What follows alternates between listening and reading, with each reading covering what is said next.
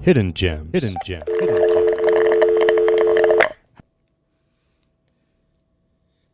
Hey everyone, Vince here from the Gallatin Underground doing a Hidden Gems episode today featuring Blackworm Instruments with my co-host. Aaron Redfire. What's up, everybody? I'm in the Twilight Zone. Why am I black and white, Vince? Well, it's Blackworm Instruments, duh. Oh, okay. That makes total sense. Okay, so on to Blackworm Instruments, we have with us Andrew. Hi, my name is Andrew, also known as the Spanish Steed and the Boricua Builder. Ooh. I am the musical instruments builder of Blackworm Instruments. Hi. Nice. So is it just you and Blackworm Instruments, or are there other people? As of right now, it's just me. Blackworm Instruments is part of a larger picture, which is the brand Blackworm. Mm-hmm. Blackworm on its own is a brand. It's kind of the brainchild of this whole operation. But yeah, slowly and surely, the vision is becoming a reality, and I'm building the team for it. But as of right now, it's just me. I build all the musical instruments that come out of my shop, pretty much. Yeah. Nice. You have a shop here in Belgrade? I do. Yeah, it's the weirdest thing. I actually have I have a camper shop, which is I pretty much have a little 8-foot by like 6-foot shop that goes into the truck bed of my truck, and I go pretty much woodwork in the woods. So a lot of outdoor kind of stuff, and yeah, I get to build in nature, which is really neat. So hell yeah, that's super cool. So what got you started in wanting to build instruments, and what pushed you to want to do that? So I started pretty much as an artist, doing a lot of just like art, painting, and oil-based stuff. And then I moved into the wonderful world of music. And as a musician, pretty much touring as a teenager and doing gigs as a teenager, I wanted something that wasn't in stores. I wanted a little more of a custom instrument. But, I logged on to Fender, as every other kid does, to find their Telecaster of choice and all the custom bells and whistles with it. And it was like way too much money. I could not afford it. So I decided, I'm going to just build myself one. I'll save myself the money and build myself one. And through artistry and creativity and loving to tinker with building an instrument, I kind of just have started digging deeper. I took woodworking seriously after that point and got into like furniture building and working on like cabinetry and really getting like the bells and whistles of woodworking and the craft as a whole, and bringing that into my love of tinkering and building instruments. So here I am. That's really cool. Yeah. So how long have you been building instruments? Under the name of Blackworm, about 3 years. Just as an instrument builder, it's been about 7 so far. I've been spending a lot of time really honing my craft and trying to figure out how long, the processes take, what kind of processes I like to do for building instruments, how I like to approach each instrument, as its own individual right. And, just really taking that time. I've been, spending 7 lovely years doing it so far. So, yeah. Nice. So, like, each instrument you make is kind of more like a piece of art as well as an instrument in and of itself, right? Yeah, exactly. It's, art, in my opinion, is the expression of stories, from one person to another or from one thing to another. So, I really work with my artists and my clients to figure out what their needs are as a musician and what they need to really feel comfortable expressing themselves. And I build an instrument for them, doing that, down from like the dimensions of your body, how you like to hold your instrument, and like for like non-guitar and stuff like that, bass instruments, what kind of music you like to play, and really kind of tailoring their sound to be an extension of them, and I just like removing that sense of like having the instrument be its own right with the musician. I like the idea of blending it together and making everything just an extension of that person. So what kind of instruments do you make? Is it just like guitars or basses? I've heard for basses. Yeah. So being a bassist, classically speaking, I've been classically trained as a bassist for about a decade, so that's where I started with Marty here, you know. That's a and beautiful instrument. Thank you, yeah. I really love it. It's been my daily driver since I built it. That's for sure. It's definitely got some sweat on it still, which is weird. Blood, sweat, and tears went into it. Probably. Blood, sweat, and tears, and lots of splinters. That's for sure. But no, I started with bass, and with bass came guitars. But I also do drums. I also do like violins and acoustic instruments, other classical instruments. I'm honestly down to build anything. You know, I've had a buddy of mine even who's wanted me to build them saxophones. And that's something that, you know, has been on the table for a little while. And, you know, I'm really tweaking the design and trying to figure out how it's going to be best approached because it's wood. You know, you don't really build saxophones out of wood. You build them out of brass or some kind of metal composite like that.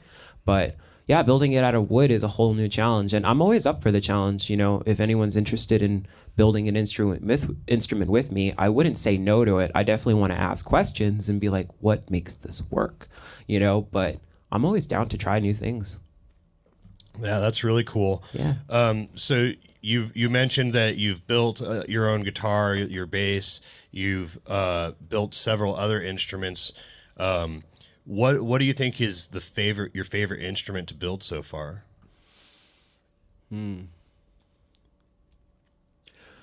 gonna say drums. Drums have been my favorite so far because when it comes to using wood and choosing the wood for the projects that I have and for the instruments that I have, with guitars it's a little more clean cut. You know, you get your piece of body and you got your top, and the top's usually the showpiece, and then you've got your fretboard. And I do inlays with all of my stuff. I do all wood inlays with most of my projects unless someone wants otherwise. So like creating the little bits and pieces and incorporating intarsia work in there, which is the art of interlocking wood pieces in like an inlay form. Really cool stuff. Like all of that is really cool, but you know, with drums, you have to think a little bit more long ball. You know, you have to think about like the wood grain and the texture of it and how it's going to bend and how it's going to turn and what it's going to look like going all the way around. It's more 3D than like an instrument, you know, or like a bass or a guitar, which is a little more 2D, you know. But you get like, you can really, and like what I've been trying to do here is what I will get is like the same pieces of wood for the drums. So like you get one piece of walnut and you cut all the really thin veneers out of it, and that like wraps around the snare and the toms and the floor toms and the kick, you know, and getting all of it to be incorporated as being one artistic piece without it all being like, without it all falling apart, you know, because then you got to think about bending wood and playing with, you know, the grains and the line patterns and all the textures at that, you know. It's been a whole new like experiment for me, you know. And it's just, you know, then you have artists that want those kinds of like designs like wood burning or something like that, and then you really get to play with like a 3D texture, you know, versus it being a little more 2D or semi 3D. You know, it's really fascinating. It's really been fascinating. It's been a whole new experiment so far. So you mentioned shaping wood. Mm-hmm. What kind of methods do you use to bend the wood without it breaking? Steam bending. So in short, you get your pieces of wood and you put them in a huge steam box or a huge, you know, like some guys can do it with like PVC pipes or anything like that, but you pretty much get everything to steam in the wood. You really want to incorporate moisture back into the wood in order to get it to do, you know, the bending that you need it to do, you know. And it all starts with the wood, of course, but outside of that, you've got to pretty much just get it to a specific temperature and a specific set of moisture, and then you take it out and you put it to like kind of a hot iron. You know, it's like a hot stick iron, if you will, and you kind of just bend it around that. So it kind of just like, you're essentially like drying out the wood, but you're also like flexing it with leftover moisture in it. It's really like it's a very intense experience because it's very make or break. You know, if you don't have good wood, then it's going to split and then you got to start all over again. And in my case, I have to start all the way back in the beginning with choosing the wood, you know? So it's like, it's so much more long ball, and I love it. I love it because I just like that challenge, you know, that intensity to it. It seems like you have a real dedication to the time you spend in the instruments too. You're not trying to create a huge production or a large amount of instruments. It seems like you're really just focusing on single instruments that are extremely custom, Yeah. and very quality. Yeah, I build about 12 instruments a year. That's my cutoff. I try and keep it to like one instrument a month. I really want to put that time in because the musicians that play these instruments put that time in to make the music, and if you don't respect that process of giving the musician the opportunity to have something to be expressive, then you're wasting your time, and with me, I have such a deep respect for the nature of where these instruments are being built from. You start with wood. And you have to respect the wood because the wood that you use is a log that was cut down somewhere in the world, so you have to respect that process and understand that, it's giving its life, for a lack of better words, to be something different, to have a new life, so it's like a whole process you've got to respect, and I've got nothing against, the big production guys, those the Fenders, Gibsons, Ibanez's, or, the DWs or the Pearls or anything like that. But it's just, I have a different feeling and a different respect for that process, and I want to find a way to continue to dedicate myself to respecting that process and showing others like how to respect that process and understand like from one life to the next to express another artist's integrity. Well, again, I think you're more of an artist than a music builder because it's each piece is seemingly a piece of art. I mean, they're beautiful. Your bass there. I mean, I don't know if you want to zoom into the camera there. Oh yeah, we totally. can get a little better highlight of it, and maybe even give them a little sound check if you don't mind. Yeah, that'd be cool. But yeah, I am definitely an artist. Everything started with me being an artist. Instead of me using oils and paints and charcoals and pastels, I use wood. That's my medium. I very much approach it like that. Because the wood is all of its natural. Is all in its own natural state. And just being able to create something off of that. It's a whole different medium to play with. And yeah, it's been really fun so far. Absolutely. How would you describe, excuse me, something in my throat. How would you describe like the feeling of like getting to watch someone play one of your pieces that you make? It's pretty euphoric, I will say, because that's what the whole process was for. That's where like that's where the journey ends, if you will, and then it continues on its own. It's really cool to watch. That's for sure. I've seen a couple guys play my stuff, and it's been like, wow, that's so cool. That's really cool to watch. Because like nobody else can get that specific like instrument before it's like completely unique. It's totally custom. Like just made exactly for them. Exactly. Yeah. I mean, everything is built for the specific person who orders it. But it's really, really fun to just see them create with that. It's really fun to see them do what they asked of it, and it's just so cohesive, Yeah, it's really cool. I noticed that you have fanned frets on that bass. Do you want to talk a little bit about how you feel about fanned frets and what made you choose to go with that style? Yeah.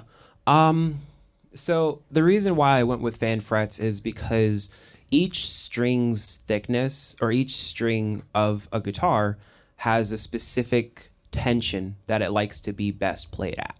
So mathematically speaking, an E has a specific tension in comparison to a G.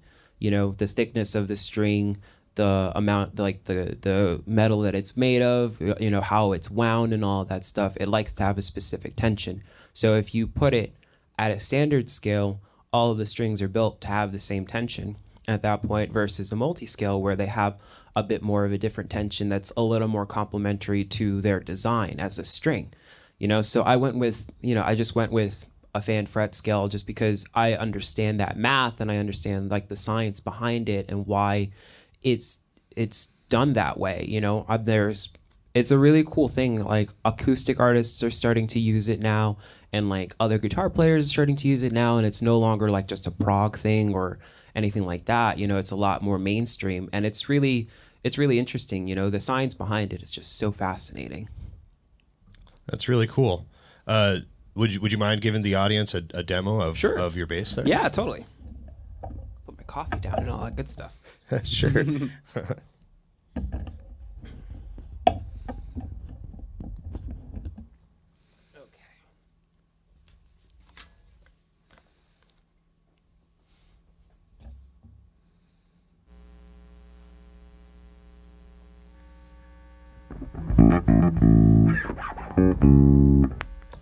So with this bass, I guess I'll talk about it really quickly.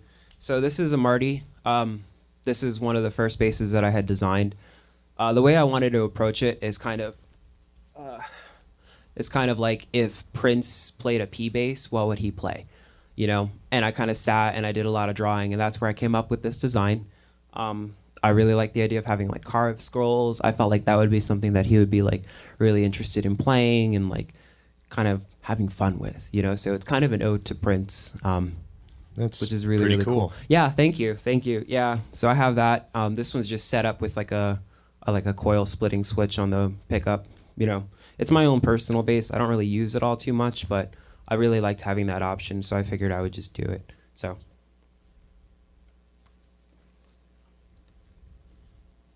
Okay, I'm going to just play some super boring Michael Jackson. Yeah, that's all right. That's all I'm prepared to play.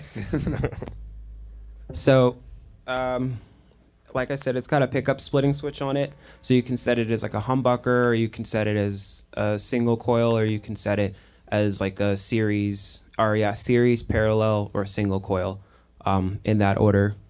So I'll just like play the same bass line over just so people can have a better idea of the pickup position and all that stuff.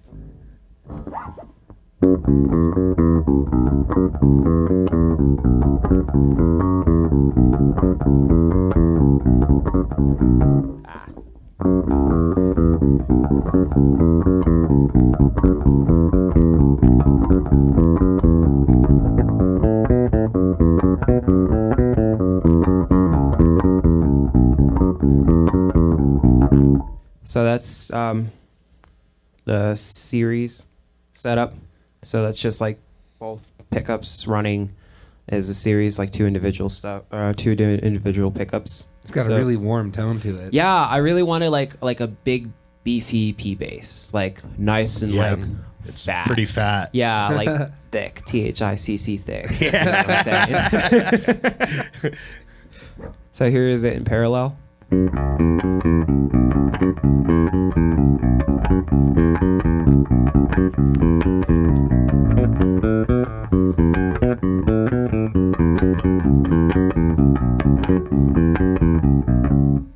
So that's like just the pickup as it ought to be, just as a regular humbucker. Yeah, it sounds pretty bright and clean. Yeah, it's like it's a little more like the distinct gnarliness of like a P bass, and especially running through this like Bergantino amp head, which I absolutely love. It's a really, really cool amp head, but especially running through that all through the time that I've had it, it's been really fun to kind of just like play all natural. Like on the amp, even everything is just up at 12. I'm not adjusting anything. Everything is wide open, so it's just like my fingers and my hands doing the work. Cool. To it, yeah. So then this is it in single coil mode.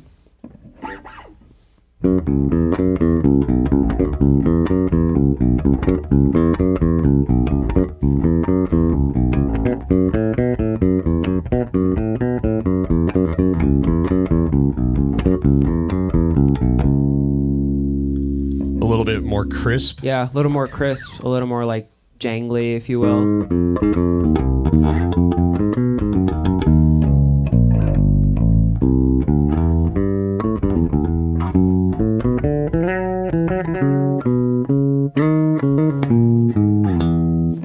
It's got like that, like almost like a, I don't know. I usually like it for like playing like slap stuff. So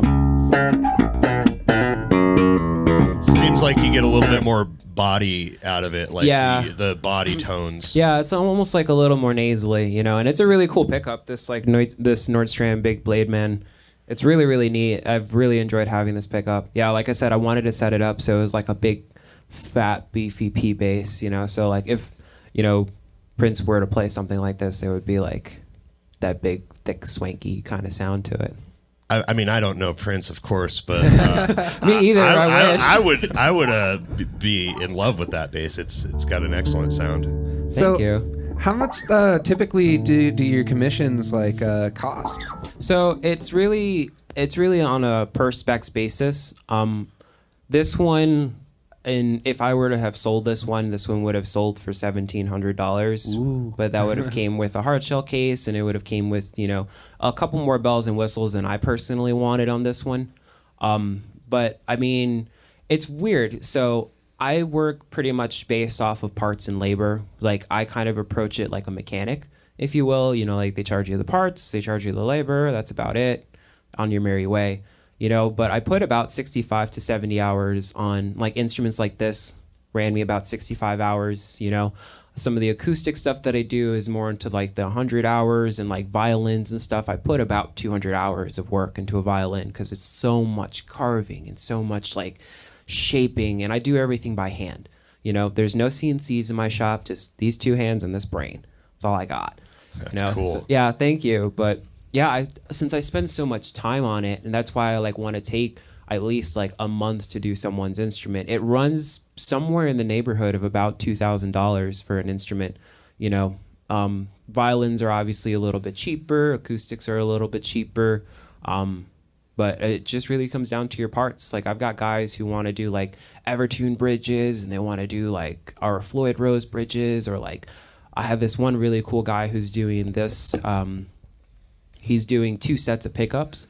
Like he's doing a set of my pickups that I'll be winding for him custom, and he's also doing like spec era PAF Gibson humbucker pickups. Like they don't make a lot of these anymore, kind of deal. And he's paying like $600 for those pickups, but I don't make any money off of it, and I don't mind it, But he's paying that extra just money the part for that it was necessary to build that guitar. Exactly, and he's like, yeah, I absolutely want that. Like that is my sound that I'm interested in, So like his is like $2,700, but it's like most of his money is parts, which is really fascinating. But I don't really like. I make my labor. That's about it. But I really just want to take the time to like express, what the artist is looking for in their craft, and I just really like take that time to respect it, Yeah, that's really cool. Yeah. So where do you see Blackworm Instruments going in the future here? So Blackworm, I see it going. Here, I'm gonna take this off for a second. Sure. So Blackworm, I see pretty much going is a brand. Blackworm will be a brand. Not only will Blackworm have Blackworm Instruments and all of that, but Blackworm will be, producers and songwriters and creatives. And my goal for it one day is to really create a place that creatives and creativity can be celebrated. So like artists can come in and they can do whatever artwork they want to do, and musicians can come in, like they could play music and work out songs and stuff like that, and giving them a safe space to do something like that. And people who want to build musical instruments that don't want to be stuck in that like guitar maker's box, they want to build drums, or they want to build saxophones or horns or clarinets, or maybe one day pianos. They can have a place to be creative and try that stuff out. That's really where I see Blackworm going. I see it as being a place where creativity can be just rejoiced and celebrated and loved. That's the dream. That's really, really cool. All the stuff that you're doing, I mean, your instruments, they're obviously very quality. You spend a lot of time building them. I don't think that your prices are outrageous by any means. I mean, thank you. I think that's very comparable, especially for such a custom instrument that's tailored to the individual. I think that's definitely a fair price. Thank you. Yeah, so I think we're gonna get close to wrapping up the show. Cool. Aaron has a couple words here, and then we'll jump back to you for some thank yous and goodbyes. So on to that. Here's Aaron. All right, everybody. Thank you so much for joining us today and checking out our content. If you would like to see some more of our content, well, there's like a bell that you hit if you're watching this on YouTube, and you could subscribe to us on YouTube, Facebook. We have an Instagram, I think. Yep. And also our app, the GU Radio. You can find it on the Play Store. Thank you, Aaron. It was really awesome. So, Andrew, do you have anybody that you'd like to give special thanks to or shout outs or anything like that? Absolutely. Yeah. I want to shout out the people, my support system, who have supported this vision. My friends, Melody, Ryan, my family, the squad, Jordan, you guys know, the whole crew. Yeah, this is the team that I've been slowly building, and we're all family at this point, and I'm just so blessed to have such an awesome support system, especially supporting, mental health and expression and creativity. I really want to thank those guys. I couldn't do this without you guys, really. We wouldn't be here unless it was, everyone was just supporting the vision and just supporting each other. So thank you for love. That's really awesome. Well, it was really good having you, Andrew. It's super cool. Love the logo. Love the design. Thank you. Yeah, it's actually real too. Like blackworms literally exist. They're two-headed worms. It's so cool. Creepy. Where do they exist? In the bayou of Southern America. So a little history fact: blackworms are actually used as catfishing worms in the bayous of like Louisiana and like swampish areas. It's really, really interesting. I don't know why they use two-headed worms versus one-headed worms, but they move around more. They just taste better. Yeah, I'm sure they taste better too. A little extra spice or something to it. That was a neat little fact there. But yeah, so thank you guys again for watching. This was Andrew with Blackworm Instruments, and we hope to see you guys again soon. Until then, know your scene.